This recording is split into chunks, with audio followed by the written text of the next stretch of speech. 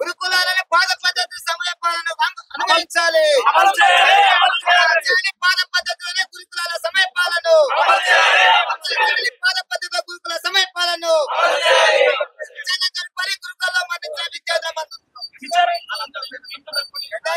ప్రతి విద్యార్థికి అనుగుణమైనటువంటి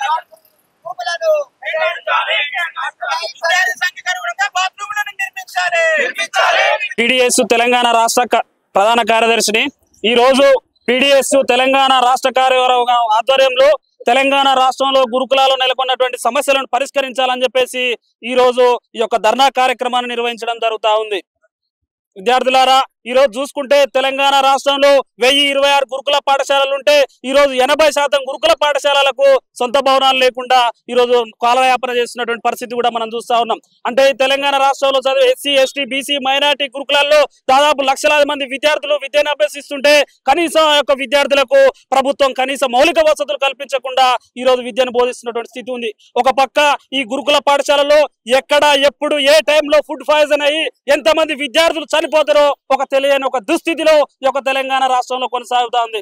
ఈ యొక్క తెలంగాణ రాష్ట్రంలో దాదాపు 886 ఫుడ్ పాయిజన్ ఘటనలు జరిగితే దాంట్లో 48 మంది విద్యార్థులు చనిపోయినటువంటి స్థితి ఉంది. అయినా కూడా ఈ ప్రభుత్వానికి సోయి రాలేదు. ప్రభుత్వం విద్యార్థుల పక్షాన మాట్లాడతలేదు.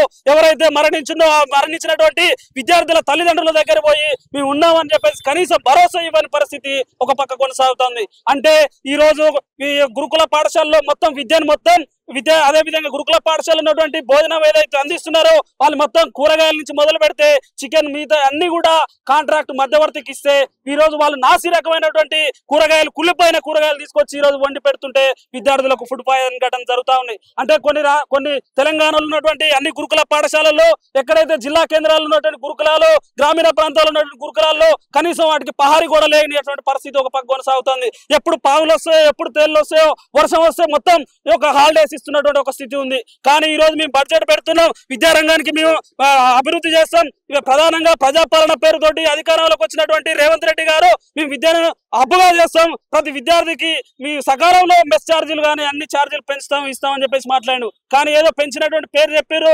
అదే విధంగా గురుకుల పాఠశాలలో ఒకసారి మంత్రులందరూ కూడా పర్యటించారు, అక్కడనే భోజనం చేయాలని చెప్పేసి అన్నారు. కానీ అది ఓన్లీ పేపర్ ప్రకటనకు పత్రిక ప్రకటనకు తప్ప అది ఆచరణలో మాత్రం శూన్యమైందని చెప్పేసి సందర్భంగా మేము తెలియజేస్తా ఉన్నాం.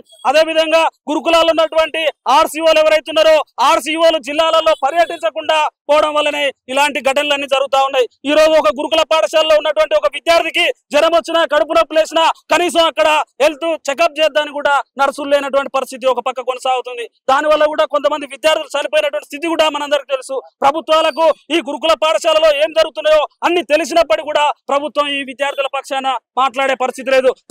ప్రభుత్వం ఈ విద్యార్థులకు మౌలిక వసతులు కల్పించాలని చెప్పేసి లేదు. ఈ రోజు అనేక గురుకుల పాఠశాలలో సరిపడా భోజనాన్ని కూడా పెట్టకుండా ఈ రోజు అర్ధాకలితో అలమటిస్తున్నటువంటి ఒక స్థితి ఈ యొక్క గురుకుల పాఠశాలలో కొనసాగుతోంది. ఒక పక్క ప్రభుత్వాలు మేము చెప్తాం, మేము అందరికీ మెస్ ఛార్జీలు పెంచాం, అందరికి గడుపు నిండా సన్న బియ్యంతో మేము భోజనాలు పెడుతున్నాం అని చెప్పి మాటలకే చెప్తున్నారు. కానీ అది ఆచరణ పోతే ఎక్కడ కూడా ఇలాంటి కొనసాగట్లేవు, అమలు కానటువంటి ఒక స్థితి కూడా కొనసాగుతా ఉంది.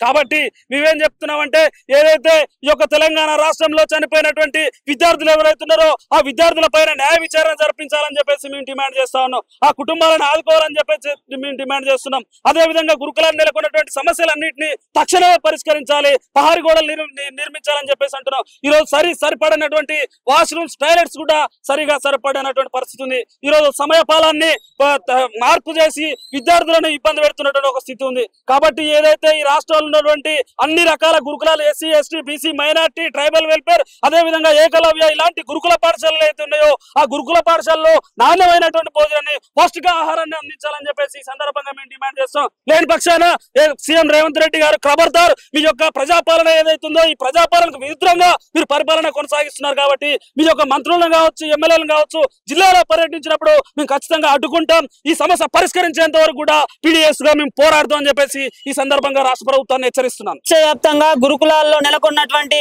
సమస్యల పరిష్కారం కోసం చలో సంక్షేమ భవన్ పిలుపునడం జరిగింది. దానిలో భాగంగా ఇవాళ సంక్షేమ భవన్ ముందు పీడీఎస్యు ఆధ్వర్యంలో ధర్నా చేపట్టడం జరుగుతూ ఉంది. ఇవాళ తెలంగాణ రాష్ట్రంలో 5 సొసైటీల కింద ఇవాళ గురుకులాలు నడుస్తా ఉన్నాయి. ఇవాళ 100 పాఠశాలలన్నీ కూడా ఇవాళ అద్దె భవనాల్లో నిర్వహించడం వల్ల ఇవాళ విద్యార్థులు ఇవాళ అనేక రకాల అసౌకర్యాల మధ్యలో ఇవాళ విద్యను అభ్యసిస్తున్నటువంటి ఒక పరిస్థితి. మరొక వైపు ఇవాళ అద్దె భవనాలకు సంబంధించినటువంటి బకాయిలు ఇవాళ చెల్లించకుండా ఇవాళ ప్రభుత్వం నిర్లక్ష్యంగా వ్యవహరించడం వల్ల ఇవాళ తెలంగాణ రాష్ట్రంలో ఇప్పటికే అనేక అద్దె భవనాలలో కొనసాగుతున్నటువంటి పాఠశాలకు ఆ యజమానులు తాళాలు వేసినటువంటి ఒక పరిస్థితి ఉంది. అట్లాగే ఇవాళ గురుకులాలన్నీ అద్దె భవనాలలో కొనసాగడం వల్ల ఇవాళ 500 నుండి 600 మంది విద్యార్థులు ఇవాళ రెంటెడ్ బిల్డింగ్లలో చదువుకోవడం వల్ల వాళ్ళకు తగినటువంటి బాత్రూమ్ ఫెసిలిటీస్ లేక, వాష్రూమ్ ఫెసిలిటీస్ లేక, మంచినీటి సదుపాయం లేక ఇవాళ అర్ధాకలతో ఇవాళ వాళ్ళు అలమటిస్తున్నటువంటి పరిస్థితి. సమస్యల మధ్యలో ఇవాళ చదువుకుంటున్నటువంటి పరిస్థితి. ఎప్పుడో 4 గంటలకు విద్యార్థి లేస్తే ఇవాళ బాత్రూమ్ల దగ్గర ఇవాళ వాళ్ళు క్యూలు ఇవాళ లైన్లలో నిలబడుతున్నటువంటి కాలకృత్యాలు తీర్చుకోవడం కోసం ఇవాళ పెద్ద ఎత్తున లైన్ పాటించేటువంటి ఒక పరిస్థితి ఇవాళ గురుకులాల్లో ఉంది. అట్లాగే ఇవాళ పౌష్టికాహారం అందిస్తామని చెప్పేసి ప్రభుత్వం మాట్లాడుతూ ఉంది. కానీ ఇవాళ ప్రతి 100 మంది విద్యార్థులకు 5 కేజీల చొప్పున ఇవాళ చికెన్ పెడితే 100 మంది విద్యార్థులు 5 కేజీల చికెన్ ని 5 కేజీల మటన్ ని ఏ స్థాయిలో ఇవాళ వాళ్ళు తింటారు అనేటువంటి విషయాన్ని మీరు ఒక్కసారి అర్థం చేసుకోవాల్సినటువంటి అవసరం ఉంది. ఇవాళ 100 మంది విద్యార్థులకు 2 కేజీల ఉల్లిగడ్డలు ఇవాళ వాడుతున్నటువంటి పరిస్థితి. 100 మంది విద్యార్థులకు 750 ml నూనెను ఇవాళ వాడుతున్నటువంటి పరిస్థితి. అంటే ఇంత తక్కువ బడ్జెట్ ఇవాళ విద్యార్థుల మీద ఖర్చు చేయడం అంటే ఇవాళ గురుకులాల మీద ప్రభుత్వానికి ఉన్నటువంటి చిత్తశుద్ధికి ఇది నిదర్శనంగా ఉంది అనేటువంటి విషయాన్ని కూడా ఈ సందర్భంగా నేను గుర్తు చేస్తా ఉన్నాం. గురుకులాల్లో ఒకప్పుడు ఇవాళ చదివిపియాలంటే ఒక నమ్మకం ఉండేది విద్యార్థులకు, విద్యార్థుల తల్లిదండ్రులకు. కానీ ఇవాళ గురుకులాల్లో లైబ్రరీలు లేవు, ల్యాబులు లేవు, ఆట వస్తువులు లేవు, ఇవాళ సైన్స్ కి సంబంధించినటువంటి పరికరాలు లేవు. మొత్తం ఇవాళ ప్రభుత్వ విద్యా సంస్థల్లో ఎట్లయితే సమస్యలు ఉంటాయో ఇవాళ అవే సమస్యలు గురుకులాల్లో ఇవాళ పేరుకుపోయినటువంటి ఒక పరిస్థితి. కాబట్టి ఈ సమస్యలన్నీ పరిష్కారం కావాలంటే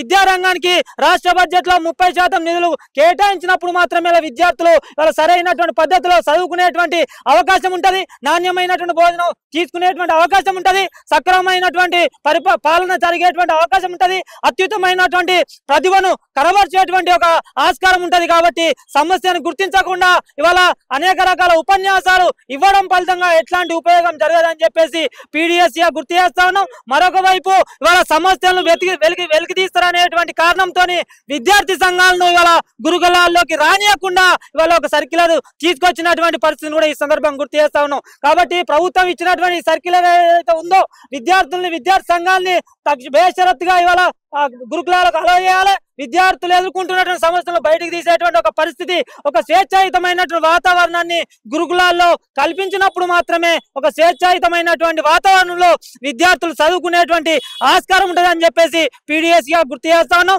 మరొక వైపు ఇవాళ ప్రభుత్వం యంగ్ ఇండియా ఇంటిగ్రేటెడ్ స్కూల్స్ అనేటువంటిది దాన్ని ఇవాళ ఎస్టాబ్లిష్ చేస్తామని చెప్పేసి మాట్లాడుతూ ఉన్నారు. ఇవాళ గురుకుల సమస్యలను పరిష్కరించకుండా, ప్రభుత్వ విద్యా సంస్థల సమస్యలను పరిష్కరించకుండా, ప్రభుత్వ విశ్వవిద్యాలయాల్లో పేరుకపోయినటువంటి సమస్యలు పరిష్కరించకుండా కొత్త పథకాలను తీసుకురావడం వల్ల ఎట్లాంటి ఉపయోగం లేదు అనేటువంటి విషయాన్ని కూడా ఈ సందర్భంగా మేము గుర్తు చేస్తా ఉన్నాం. కాంగ్రెస్ ప్రభుత్వం తీసుకొచ్చినటువంటి 2009లో తీసుకొచ్చినటువంటి విద్యా హక్కు చట్టానికి విరుద్ధంగా ఇవాళ యంగ్ ఇండియా స్కూల్స్ నెలకొల్పుతా ఉన్నారు. కాబట్టి యంగ్ ఇండియా స్కూల్స్ పెడతామంటే మేము వ్యతిరేకం కాదు, కానీ ప్రభుత్వ విద్యారంగాన్ని ధ్వంసం చేసి మరో కొత్త పేరుతో విద్యా సంస్థలను స్థాపిస్తామంటే మాత్రం పీడీఎస్ గా చూస్తూ ఊరుకోబోము అనేటువంటి విషయాన్ని కూడా ఈ సందర్భంగా స్పష్టం చేస్తూ తక్షణమే రాష్ట్ర ముఖ్యమంత్రి అన్ని గురుకులాలను పర్యవేక్షించేలా కట్టుదిట్టమైనటువంటి చర్యలు తీసుకోవాలని చెప్పేసి కూడా పీడీఎస్ గా ఈ సందర్భంగా డిమాండ్ చేస్తా ఉన్నాం. నా పేరు శ్రీకాంత్. వాళ్ళ పార్టీ ఎమ్మెల్యేలకి, మంత్రులకి కాంట్రాక్ట్ అయినటువంటి వాళ్ళ పార్టీ ఎమ్మెల్యే మంత్రులకి బిల్లులు చెల్లిస్తా ఉన్నారు కానీ ఈ రోజు గురుకుల విద్యార్థుల బిల్లు చెల్లించడం లేదు. దాదాపు దాంట్లో పనిచేస్తున్న టీచింగ్ నాన్ టీచింగ్ పోస్టులు చాలా ఖాళీ ఉన్నాయి. ఉన్న పోస్టులు మొత్తం కూడా కాంట్రాక్ట్ అవుట్ సోర్సింగ్ పద్ధతిలో ఉన్న వాళ్ళకి శాలరీస్ రాని పరిస్థితి ఉంది. కాబట్టి వీటి మీద కూడా దృష్టి పెట్టాలని చెప్పి మేము డిమాండ్ చేస్తున్నాం. కాబట్టి ఇప్పటికైనా రాష్ట్ర ప్రభుత్వం స్పందించాలి, లేకుంటే రాష్ట్ర వ్యాప్తంగా పెద్ద ఎత్తున ఉద్యమిస్తామని చెప్పేసి హెచ్చరిస్తున్నాం. ఇప్పటికే అద్దె నడుస్తా ఉన్నాయి. ఇంకా చారి మొత్తం పక్కా భవనాలు లేవు. నిన్ననే సంగారెడ్డి జిల్లాలో మొత్తం బిల్డింగ్ కూడా కూలిపోయింది, మనం చూసాం. అట్నే అనేకమైన పాఠశాలలు ఈ రోజు శిథిలాస్తులు ఉన్నాయి. కాబట్టి వీటి మీద దృష్టి పెట్టాలని చెప్పేసి మాట్లాడుతున్నాం. మరీ ముఖ్యంగా విద్యా కమిషన్ ఆకునూరు మురళి గారు మాట్లాడాలి, దీని మీద న్యాయ విచారణ జరిపారు. మీరు ఓన్లీ విచారణ చేయడం వరకే కాదు, సమస్యలు పరిష్కరించే విధంగా ప్రభుత్వం మీద ఒత్తిడి తీసుకురావాలని చెప్పేసి ఈ సందర్భంగా డిమాండ్ చేస్తా ఉన్నాం.